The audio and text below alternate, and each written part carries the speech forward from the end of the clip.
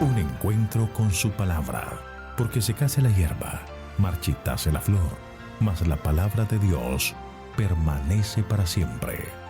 Con ustedes, el doctor José Ricardo Arias Quintero.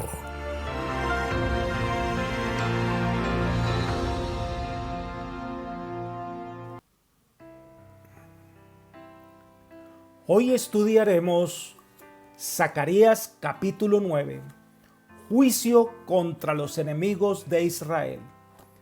Quiero invitarles a orar. Oremos. Querido Señor, gracias te damos por este día que nos regalas y tus maravillosas bendiciones. Queremos en este momento venir ante ti para pedirte que nos cubras con tu justicia, que perdones nuestro pecado y que nos ayudes, Señor, a entender tu palabra, que podamos guardar las lecciones en nuestro corazón, que ellas puedan impactar nuestra vida y puedan de esta manera hacer los cambios necesarios para que podamos ser cristianos consecuentes con tu palabra. Gracias por todo, lo pedimos en el nombre de Jesús. Amén. El libro de Zacarías tiene un tema central: el Mesías. Nos habla de su primera venida, de su segunda venida y de su venida después del milenio para establecer el reino eterno. Este capítulo en particular nos va a llevar a revisar el concepto de su primera venida. Aquí se nos presenta que esta venida es como un conquistador, salvador.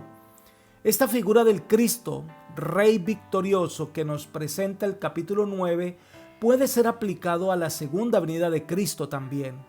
Y los que esperamos su venida debemos aprender por contraste de Israel para no cometer los mismos errores que ellos y que realmente estemos preparados para recibir a Jesús cuando venga en las nubes de los cielos. La primera sección del capítulo 9 de Zacarías son los versículos 1 al 8. Este mensaje profético comienza con un juicio contra las naciones orgullosas, ricas y poderosas, pero que no confiaron en Dios. De esta manera llegan a ser naciones débiles. Aquí hay varios elementos que debemos considerar. Leamos el versículo 1. Profecía.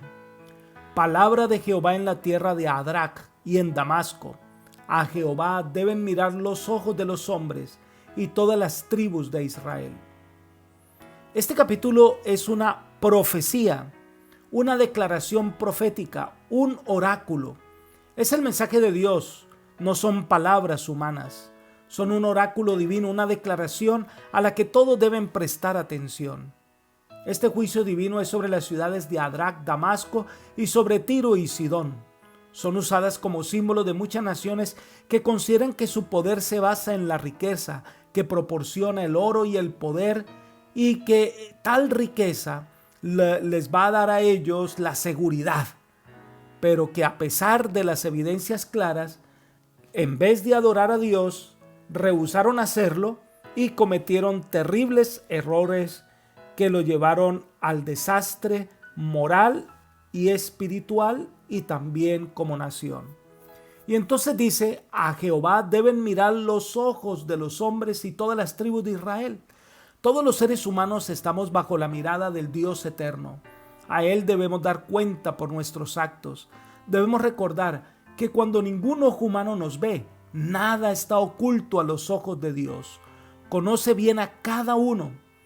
La Nueva Versión Internacional lee esta parte de la siguiente manera: ciertamente el Señor tiene puestos los ojos sobre la humanidad y sobre todas las tribus de Israel. Dios lo conoce todo. Tiene sus ojos puestos sobre la humanidad y en especial sobre sus hijos. Sigamos con los versículos 2 al 4.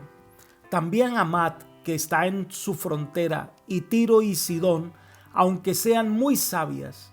Tiro se edificó fortaleza y amontonó plata como polvo y oro como lodo de las calles, pero el Señor la empobrecerá, hundirá en el mar su poderío y será consumida por el fuego. La destrucción de Tiro y Sidón es ampliada en la profecía de Ezequiel. Estas profecías dicen en qué está basado el orgullo de estas naciones: sabiduría, el poder y la riqueza en el oro y la plata. Dice que tenían tanto riqueza que era como si fuera polvo para ellos y oro como si fuera lodo. Imagínense las tremendas riquezas que habían en estas naciones. Pero estas cosas Dios las destruirá. Su orgullo que lo llevó a la idolatría traerá su ruina, porque verdaderamente sin Dios no hay verdadera riqueza. Estas naciones verán el actuar de Dios con 3 grandes calamidades. Leamos los versículos 5 al 7. Lo verá Ascalón y temerá. Gaza también y se dolerá mucho. Asimismo Ecrón, porque su esperanza será confundida. Perecerá el rey de Gaza y Ascalón no será habitada. Habitará en Asdod un extranjero y pondré fin a la soberbia de los filisteos. Quitaré la sangre de su boca y sus abominaciones de entre sus dientes. Quedará también un resto para nuestro Dios. Será como capitanes en Judá y Ecrón, serán como el Jebuseo. Aquí hay varios elementos. Estas 3 grandes calamidades que vendrán será temor. La caída de Tiro provocará desaliento y temor en los vecinos de Tiro. Las principales ciudades filisteas que aquí se nombran van a sufrir ese temor. Número 2, tristeza, porque serían desolados. Y número 3, vergüenza, porque su orgullo les será quitado. Hay algo interesante que se describe en el versículo 7, y es que este juicio puso fin a la idolatría para muchos filisteos, y esto hicieron que se volvieran al Dios de Israel, así como la historia de los jebuseos que fueron conquistados por David y se juntaron con los israelitas. Lo mismo sucederá con los filisteos. Ahora, todo este pasaje muestra que la riqueza y el poder del mundo no salvan. Las naciones como Tiro pueden ser ricas en comercio y asuntos políticos, pero sin Dios, esto da como resultado que pasaron a la historia y todo su orgullo quedó en nada. Pero las verdaderas riquezas están en Cristo. El apóstol Pablo, quien nos confronta con la verdadera sabiduría, la verdadera riqueza y el verdadero poder, dice en 1 Corintios capítulo 1 versículo 24 y 25 lo siguiente: mas para los llamados, así judíos como griegos, Cristo es poder de Dios y sabiduría de Dios, porque lo insensato de Dios es más sabio que los hombres, y lo débil de Dios es más fuerte que los hombres.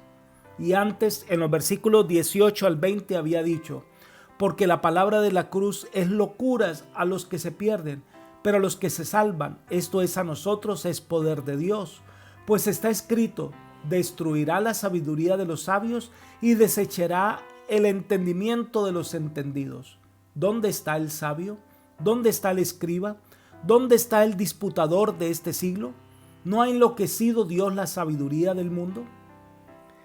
Estas son tremendas palabras que nos muestran que Pablo sentía que la mejor inversión que logró en su vida era confiar en Dios, porque la sabiduría humana no puede llevar a la vida eterna. Para él es preferible perder las cosas de este mundo, pero ganar la eternidad con el Señor. Leamos Filipenses capítulo 3 versículos 7 y 8. Dice: pero cuántas cosas que eran para mí ganancia, las he estimado como pérdida por amor de Cristo. Y ciertamente aún estimo todas las cosas como pérdida por la excelencia del conocimiento de Cristo Jesús, mi Señor, por amor del cual lo he perdido todo y lo tengo por basura, para ganar a Cristo. La riqueza del mundo y la sabiduría humana sin la bendición de Dios es en vano, no tiene sentido, pues esta riqueza pasará y quedará atrás. Solo los tesoros que hagamos en el reino de Dios, estos son los que perdurarán por siempre. Ahora, esta ignorancia sobre el verdadero camino, sobre la verdadera sabiduría, sobre el verdadero poder, esa ignorancia de la gente es atribuible también al descuido del pueblo de Israel de impartir la luz de la salvación. Elena de White dice: las tinieblas del mundo gentil eran atribuibles al descuido de la nación judía, según se la simboliza en el capítulo 9 de Zacarías. Libro Comentario Bíblico Adventista, tomo 4, página 1201. Ahora el Señor se centra en lo que va a representar para su pueblo: un defensor, un guerrero y un triunfante. Versículo 8. Entonces montaré guardia alrededor de mi casa para que ninguno vaya ni venga. No pasará más sobre ellos el opresor, porque ahora vigilo con mis propios ojos. Dios defenderá a su pueblo de sus enemigos. Ya no permitirá que las incursiones del enemigo vengan para destruir a su pueblo y mucho menos para destruir el templo. Dios quiere darle ayuda a Israel. Pero debemos recordar que estas son promesas condicionales. Lamentablemente Israel fue destruida por los romanos debido a que ellos no cumplieron la parte del pacto. Entonces viene el centro de la visión, la presentación de la llegada del Mesías como un guerrero triunfante, como un verdadero príncipe de paz. Este es el mensaje central de Zacarías capítulo 9 y leamos el versículo 9. Alégrate mucho, hija de Sión. Da voces de júbilo, hija de Jerusalén. Mira que tu rey vendrá a ti, justo y salvador, pero humilde, cabalgando sobre un asno, sobre un pollino, hijo de asna. Esta importante profecía comienza con un anuncio de júbilo y gran celebración por las nuevas de la venida del Mesías. Luego pasa a describir el carácter del Mesías y su obra. La venida de Cristo es el acontecimiento más glorioso e impresionante de la historia de este mundo. Prestemos atención al siguiente bosquejo. Número 1. Su venida es motivo de regocijo y portadora de buenas nuevas. Toda la salvación prometida se cumplirá mediante la venida del Rey Mesías. Número 2. Dice, mira que tu Rey vendrá a ti. El Señor es quien toma la iniciativa de venir a su pueblo. No es el pueblo el que va a buscar a su Rey. Es Dios siempre el que da el primer paso. Israel ahora es una nación restaurada. El templo ahora se ha construido. Ahora el Señor viene para traer sus más ricos dones. Número 3. Dice que es justo. Palabra que aparece más de 200 veces en el Antiguo Testamento y puede traducirse justo y recto. La rectitud moral es uno de los atributos intrínsecos del Mesías. Cristo desarrolló un carácter perfecto en su humanidad y ofrece impartirlo a todos los que lo acepten por fe. Pero también es un Mesías triunfante. Él ha derrotado a los enemigos de su pueblo. Es un gran conquistador. Viene como vencedor. Número 4. Se lo presenta como el Salvador. Recordemos que este Mesías viene para salvar a su pueblo de sus pecados. El nombre de Jesús significa Jehová salva, Jehová Salvador. Por lo tanto, su misión al venir a su pueblo es dar salvación. Número 5 dice, pero humilde. Este es uno de los más grandes atributos del Mesías. El Rey del universo es también Jehová de los ejércitos, pero también viene a su pueblo humilde. Mateo 11:29 dice, carguen mi yugo y aprendan de mí, pues yo soy apacible y humilde de corazón. Recordemos que esta humildad del Señor nos recuerda el apóstol Pablo. Él nos dice que Jesús se manifestó esa humildad en su encarnación. Leamos Filipenses capítulo 2 versículos 5 al 8. Dice, haya pues en vosotros este sentir que hubo también en Cristo Jesús, el cual siendo en forma de Dios no estimó el ser igual a Dios como cosa a que aferrarse, sino que se despojó a sí mismo, tomando forma de siervo, hecho semejante a los hombres, y estando en la condición de hombre se humilló a sí mismo, haciéndose obediente hasta la muerte y muerte de cruz. La humildad de Cristo es algo que debemos llevarnos a pensar en la grandeza de Dios. Número 6 dice, viene cabalgando sobre un asno, sobre un pollino hijo de asna. Era una entrada triunfal e indiscutiblemente una profecía mesiánica. Cuando los reyes venían triunfantes de una batalla, entraban a la ciudad montados en un pollino. Una referencia total a la entrada triunfal de Cristo a Jerusalén para llegar al templo y ver la grandeza de este templo, que sería la mayor que el primero, ya que Él como Mesías entrará allí. Leamos Mateo capítulo 21 versículos 7 al 9. Dice, y trajeron el asna y el pollino, y pusieron sobre ellos sus mantos, y él se sentó encima. Y la multitud, que era muy numerosa, tendía sus mantos en el camino, y otros cortaban ramas de los árboles y las tendían en el camino. Y la gente que iba delante y la que iba detrás aclamaba diciendo, Hosana al Hijo de David, bendito el que viene en el nombre del Señor, Hosana en las alturas. Ese fue un día memorable. El Salvador hacía su entrada triunfal. La vista de todos los que vinieron a la fiesta estaba puesta en él. De esta manera, su obra salvadora sería conocida por todos al morir en la cruz del Calvario. Pero lamentablemente, muchos de los que estaban allí no le recibieron con alegría. Muchos no estaban preparados para su llegada. Y es lo que puede pensar en esta época, cuando Cristo está próximo a venir. Cristo viene muy pronto y vendrá triunfante sobre esta tierra. La pregunta es, ¿estás preparado para recibirle? Ahora, si seguimos la línea de las ideas que desarrolla Zacarías capítulo 9, entonces vemos que el versículo 10 nos lleva a los acontecimientos de la segunda venida de Cristo. Dice, Él destruirá los carros de Efraín y los caballos de Jerusalén. Los arcos de guerra serán quebrados y proclamará la paz a las naciones. Su señorío será de mar a mar, desde el río hasta los confines de la tierra. Este que viene sentado y aclamado por su pueblo como humilde Salvador, es también el gran general que lucha contra los enemigos del pueblo de Dios y establece su reino para siempre. Una tremenda figura que podemos tomar de aquí y hablar del Cristo cuando venga por segunda vez, que pondrá fin al dolor y establecerá la nueva Jerusalén sobre esta tierra, para que habiten en ella solo aquellos que le aceptaron a Él como Salvador personal.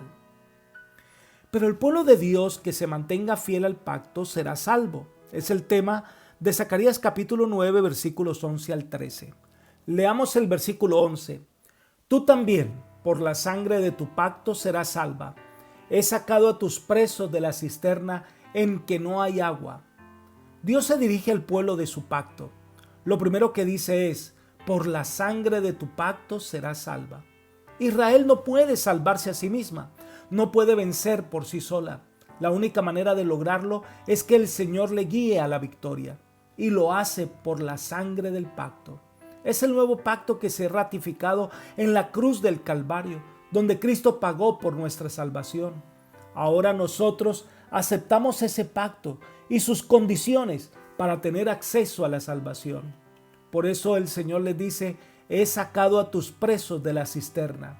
El pueblo fiel estaba pasando por cisternas rotas sin agua y estaban prisioneros por las circunstancias, pero tenían las promesas divinas en sus corazones y esto los convertía en prisioneros de esperanza. Puede ser que la circunstancia nos lleve a lugares secos, a circunstancias que parecen desoladas, pero si tenemos a Cristo en el corazón y creemos en sus promesas, seremos también prisioneros de esperanza. Entonces el Señor les promete doble recompensa. Es lo mismo que se expresa en Isaías capítulo 61, el verso 7, cuando leemos, en lugar de vuestra doble confusión y de vuestra deshonra, os alabarán en sus heredades, por lo cual en sus tierras poseerán doble honra y tendrán perpetuo gozo. Dios da más allá de lo que nosotros nos imaginamos. Él ofrece mucho más de lo que el hombre merece. ¿Por qué? Porque lo hace por amor.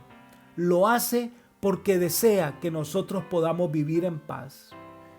Miremos a Zacarías capítulo 9, el versículo 12. Dice, volveos a la fortaleza, prisioneros de la esperanza. Hoy también os anuncio que os dará doble recompensa. La exhortación divina para que los prisioneros esparcidos fuera del país aceptaran la liberación. La fortaleza es Sión, defendida por Dios y símbolo de salvación. Ahora el Señor quiere que regresen, que vuelvan a la tierra, que las promesas que Él tiene para ellos es darles a ellos una doble porción de todo lo que ellos perdieron, de todas las bendiciones que perdieron por su pecado. El Señor los perdona y les dará el doble. Vengan, no importa en qué lugar estén, vengan, que el Señor los recibirá. En el versículo 13 sigue diciendo: porque he tensado para mí a Judá como un arco, e hice a Efraín su flecha. Lanzaré a tus hijos, Sión, contra tus hijos, Grecia, y te haré como espada de valiente.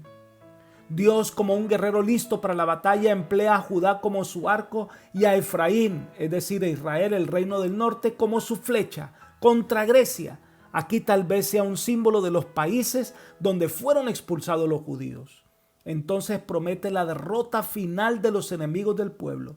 El momento de victoria para el pueblo de Dios significa la intervención directa de Dios contra los enemigos.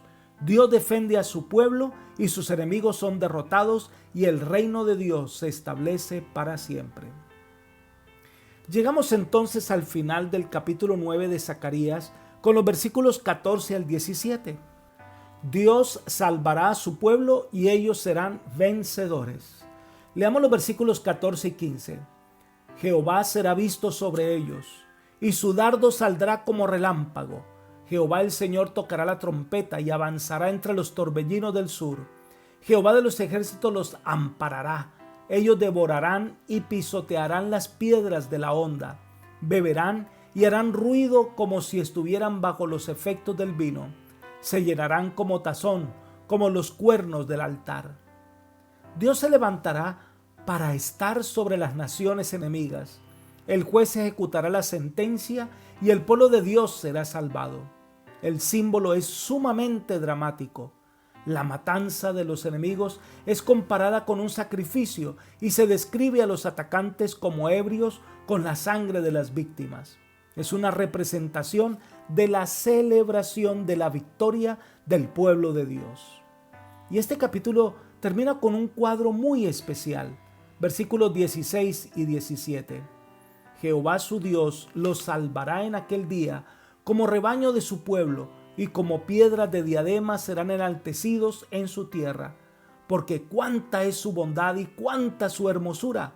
El trigo alegrará a los jóvenes y el vino a las doncellas. Aquí se invertirán las cosas.